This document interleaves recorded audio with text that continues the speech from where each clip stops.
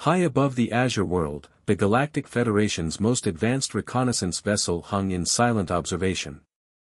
Chief Observer Zeneval watched the readings with mounting horror, her crystalline form dimming with each new data point that confirmed their worst fears. "This can't be right," she whispered, her voice carrying a harmonious tremor that betrayed her growing unease. The ship's sensors had been scanning the third planet of this unremarkable yellow star for the past orbital cycle, and each new revelation seemed more impossible than the last. The dominant species of this world defied everything the Federation understood about evolutionary patterns. These creatures, these humans, as they called themselves, were walking contradictions. They survived in environments that should have killed them instantly, recovered from injuries that would have ended any other species, and displayed levels of adaptability that bordered on the supernatural. "Director Thex needs to see this immediately," Zeneval commanded, her usual melodic tones sharp with urgency. The observation data was transmitted across the vast network of quantum relays that connected the Federation's countless worlds. In the great crystal spires of the Federation's capital world, Director Thex received the report with growing dread. The ancient being's multifaceted eyes flickered through the data streams, each facet processing different aspects of the disturbing information. These humans could survive in temperatures that ranged from nearly freezing to scorching heat. They could recover from losing entire limbs. They required sleep but could go days without it when necessary. They could eat almost anything and somehow extract nutrition from it. But most terrifying of all, they learned. They adapted. They evolved at a rate that seemed to defy the very laws of nature. "Gather the council," Director Thex commanded, their crystalline voice resonating through the chambers. "This threatens everything we understand about life itself." The great council chamber filled with representatives from 1,000 worlds, each evolved in perfect harmony with their environment, each shaped by their gods to exist in peaceful balance. The images from Earth projected in the center of the chamber sent ripples of horror through the assembled beings. They watched as humans purposely injured themselves to become stronger. They observed as these creatures willingly entered environments that should have killed them, protected only by thin layers of artificial materials they had created. They witnessed humans deliberately exposing themselves to poisons in small amounts to build immunity. "This species," Director Thex addressed the council, "represents an unprecedented threat to the natural order. They do not adapt to their environment, they force their environment to adapt to them. They do not accept the limitations of their physical forms, they actively work to overcome them." The council chamber erupted in harmonic discord as the representatives tried to process this fundamental violation of everything they believed about life in the universe. In their experience, species evolved to fit their environments perfectly, guided by the divine wisdom of their respective gods. But humans refused to accept any limitations. "We must contain them," one representative suggested, their form pulsing with anxiety, "before they spread beyond their world." But the next revelation from Earth's observers silenced even these concerns. The humans were already looking to the stars. They had begun developing technologies that could potentially carry them beyond their planet. And most horrifying of all, they seemed eager to face the unknown dangers of space. "Containment may no longer be possible," Zeneval's report continued. "They've already survived multiple extinction-level events on their world. They've developed technologies at an exponential rate. They show no signs of slowing down or accepting limitations." The council chamber fell into a deep silence as the implications became clear. The Federation had discovered something they had never encountered before, a species that did not evolve according to the natural order. A species that actively fought against the very concept of limitations. In the depths of space, Zeneval continued her observation of Earth, watching as its inhabitants went about their lives, blissfully unaware that they had become the subject of the greatest fear the Galactic Federation had ever known. These humans, these cosmic horrors who defied the very laws of nature, were about to change the universe forever. The question was no longer if they would reach the stars, but what would happen to the carefully ordered universe when they did. The Federation's research facility on Proxima Station hummed with nervous energy as lead researcher Naira Keth reviewed the latest simulation results. Her bioluminescent markings pulsed with distress as she analyzed the data for the 100th time.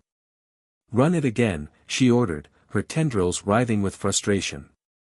The AI complied, projecting another scenario of attempted human containment.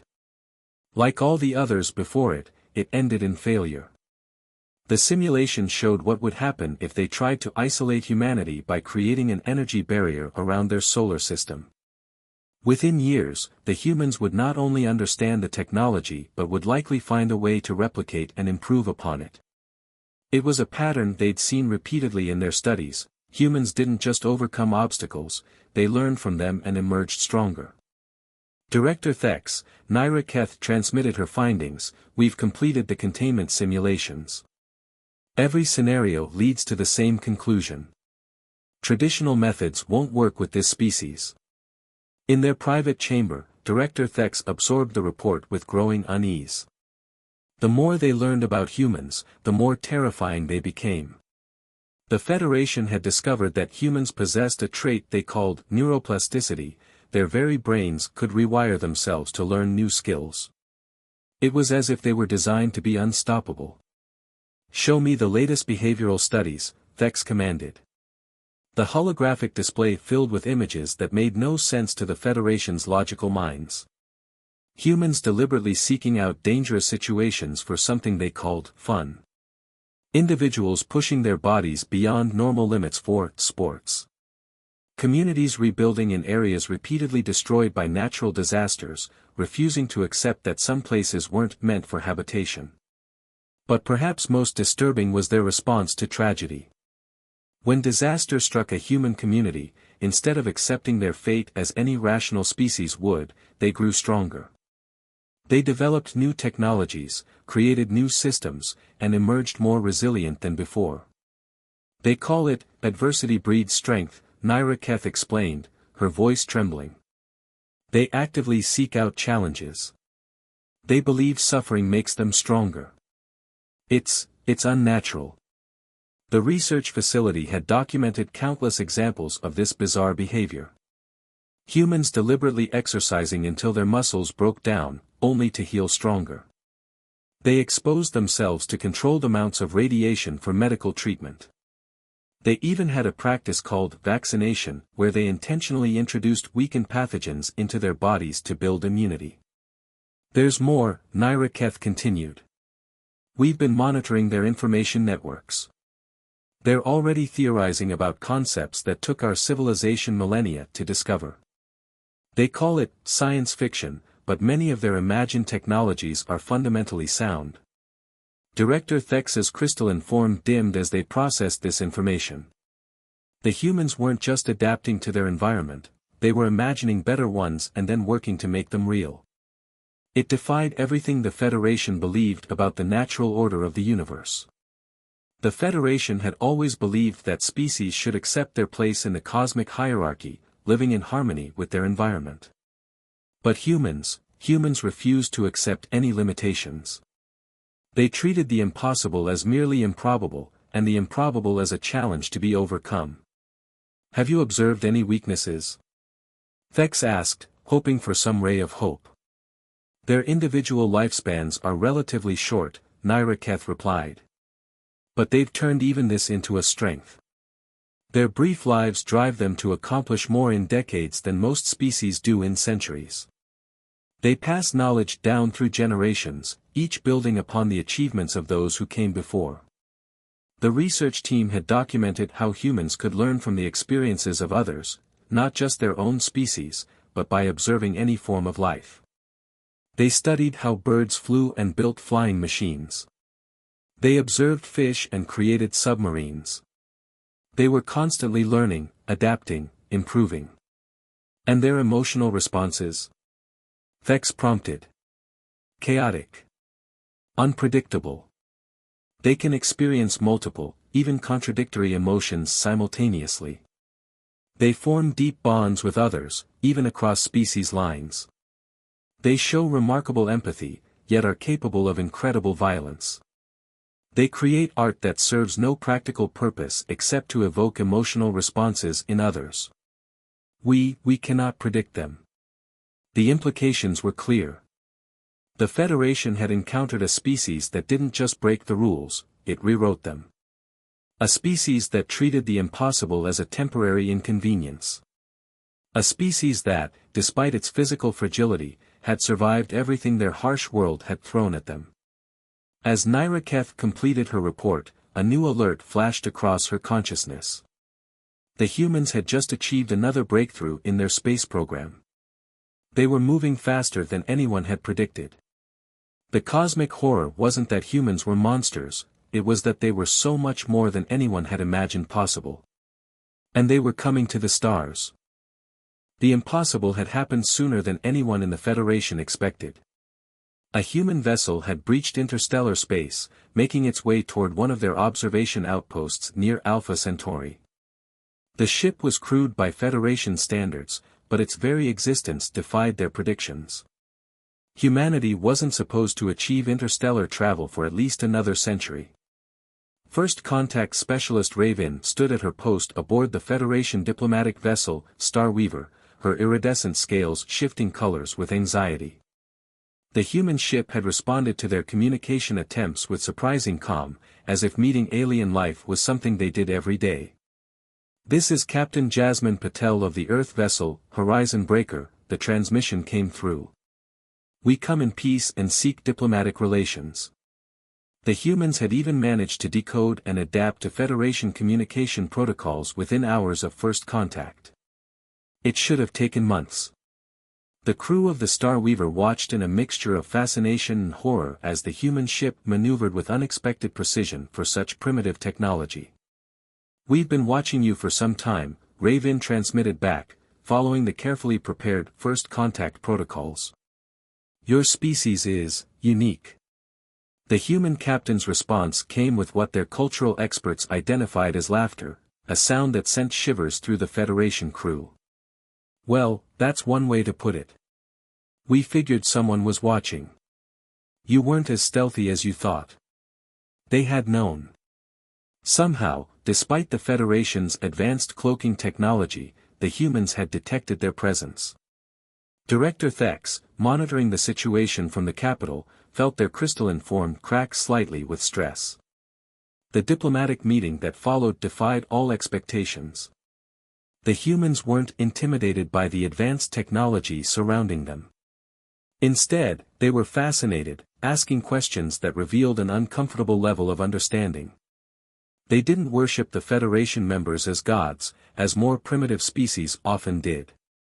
They treated them as equals.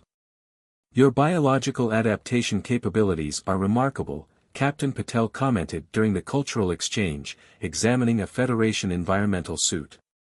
"But have you considered integrating synthetic elements to enhance their efficiency?" The suggestion sent ripples of shock through the Federation crew. The casual way humans discussed modifying their own bodies and technology was deeply disturbing.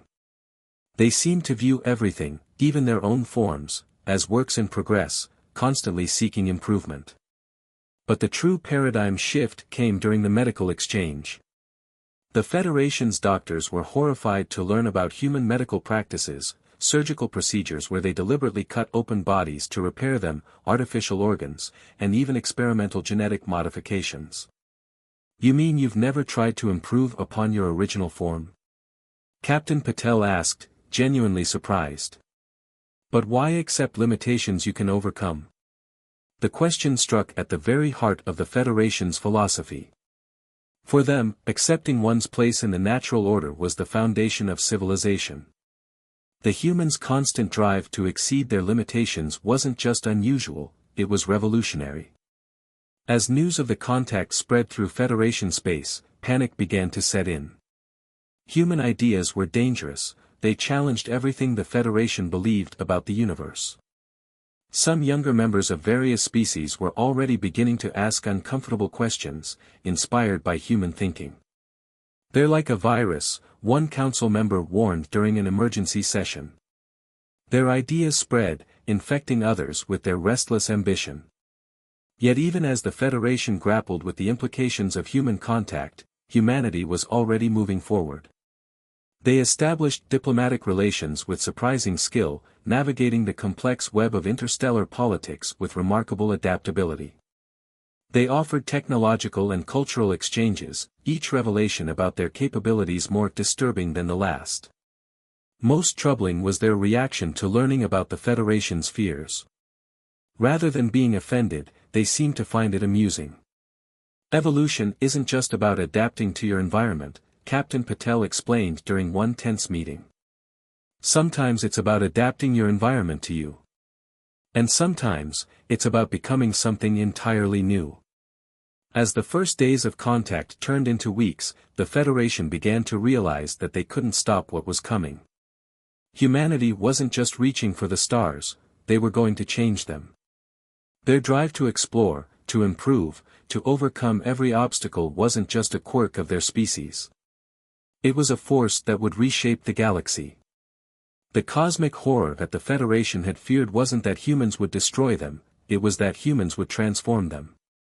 And deep down, in ways that few would admit, some were beginning to wonder if that might not be such a terrible thing after all. Federation xenobiologist Vextril made the discovery quite by accident. While studying human genetic samples, she noticed something extraordinary, something that had been missed in all previous analyses. Her luminescent appendages flashed rapidly with excitement as she triple-checked her findings. "Director Thex," she transmitted urgently, "I found something you need to see immediately." Within hours, the highest levels of Federation leadership were gathered in the research facility's main chamber. The holographic display showed a complex series of genetic markers that told an incredible story. "What we're looking at," Vextril explained, her voice resonating with barely contained excitement, "isn't an aberration of nature. It's the result of perfect evolutionary adaptation." The assembled leaders watched as she highlighted various segments of human DNA. These markers show signs of surviving multiple near-extinction events. Instead of evolving to fit a single environment perfectly, humans evolved to adapt to rapid change itself. The implications were staggering. The Federation had been looking at everything backward. What they had seen as cosmic horror, humanity's relentless drive to overcome limitations, their ability to survive anywhere, their constant push for improvement, wasn't unnatural at all. It was the pinnacle of natural selection. Their planet, Vextril continued, has undergone more dramatic changes in a shorter time than any world we've studied. Ice ages, meteor impacts, volcanic winters, their entire evolutionary history is a story of survival through adaptation. Director Thex's crystalline form pulsed with realization. They're not defying nature's laws. They're fulfilling them in ways we never imagined possible. The research team had compiled a new analysis of Earth's history. Unlike the Federation's member worlds, which had remained relatively stable for millions of years, Earth was a planet of constant change. Species that couldn't adapt quickly enough went extinct. Humans were the ultimate expression of adaptation, a species that could not only survive change but actively sought it out as a means of improvement. "There's more," Vextril added. "Their social structures, their technology, even their art, it's all connected to this adaptive capability. They don't just survive change, they create it intentionally to force further adaptation." The Federation had been shaped by worlds that demanded perfect adaptation to specific conditions. Humans had been shaped by a world that demanded the ability to adapt to anything. What the Federation had seen as chaos was actually a different kind of order, one based on constant growth and change rather than stable perfection. As this understanding spread through Federation space, something unexpected began to happen. The fear of humanity began to transform into fascination. Species that had evolved for stability began to see the value in humanity's adaptability. Captain Patel, still serving as Earth's primary diplomatic contact, found herself fielding increasingly eager requests for cultural exchange. "We never meant to frighten you," she explained during a council session. "We just want to learn and grow, and help others do the same if they wish." The Federation's younger generations were particularly receptive to human ideas. They began to question the old assumption that species should remain within their evolutionary niches. Some even started experimenting with human-inspired technologies and practices. Perhaps, one council member suggested during a historic session, "We've been limiting ourselves unnecessarily." Perhaps true harmony with nature isn't about accepting limitations, but about learning to grow responsibly. The shift in perspective led to unprecedented changes in Federation society. Worlds that had remained technologically stagnant for millennia began to innovate. Species that had never left their home planets started to explore. The human approach to adaptation and improvement, once seen as a threat to the natural order, was gradually recognized as a new path to advancement. Yet even as the Federation embraced this new understanding, they remained aware of the awesome power of human adaptability. It wasn't cosmic horror they felt anymore, but a deep respect for a species that had turned nature's harshest challenges into their greatest strengths. The universe, they were learning, was far more complex and wonderful than they had imagined. And humanity, in all its adaptable glory, was not a violation of natural law but a testament to its infinite possibilities. Last edited 4 minutes ago. A century after first contact, the Federation had changed beyond recognition. The great crystal spires of the capital world now housed a diverse mix of species, including a growing human population. What had once been centers of static perfection were now hubs of innovation and cultural exchange. Director Kira Thex, successor to the legendary Thex who had first faced the human crisis, stood at the podium of the newly reformed Galactic Council. Unlike their predecessors' pure crystalline form, Kira Thex had chosen to incorporate adaptive biotechnology, a fusion of Federation and human innovation that would have been unthinkable a century ago. Today marks the 100th anniversary of what our ancestors called the Great Revelation. They addressed the assembled representatives. The day we learned that our fear of change was greater than any threat humanity posed. The council chamber, once a place of rigid protocol and unchanging tradition, now buzzed with energy. Representatives from hundreds of worlds, both old Federation members and new human colonies, gathered to celebrate not just survival, but transformation. Above them, through the transparent dome, ships of various designs moved through the skyways. Some bore the elegant, organic lines of traditional Federation architecture, others the more angular, practical human aesthetic, and many showed a fascinating blend of both. Each was a testament to how far they'd come. The humans taught us something profound, Kira Thex continued.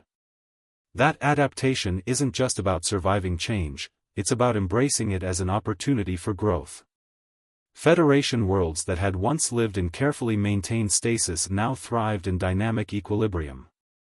Species that had feared modification now explored ethical ways to enhance their natural capabilities. The old philosophy of accepting limitations had been replaced by a new wisdom, respect for natural law combined with the courage to explore its full potential. In research centers across Federation space, human and alien scientists worked together, combining Federation precision with human innovation. They had solved problems that neither civilization could have tackled alone. Environmental crises, once seen as unavoidable disasters, were now viewed as challenges to be overcome. Perhaps most remarkably, the Federation's younger generations had grown up without the old fears. They saw humans not as cosmic horrors, but as partners in an ever-evolving universe. Mixed communities had sprung up throughout Federation space, each a unique experiment in cultural and biological adaptation. Our ancestors saw chaos where there was actually a different kind of harmony, Kira Thex explained. They saw danger where there was opportunity. Most importantly, they saw an enemy where there was a teacher. The humans, for their part, had learned valuable lessons from the Federation. Their drive to adapt and improve was now tempered by a deeper understanding of natural balance. They had gained patience, perspective, and appreciation for the wisdom found in stability. Captain Patel, now Ambassador Patel, sat among the council members, her gray hair and lined face showing the passage of time that still marked human lives.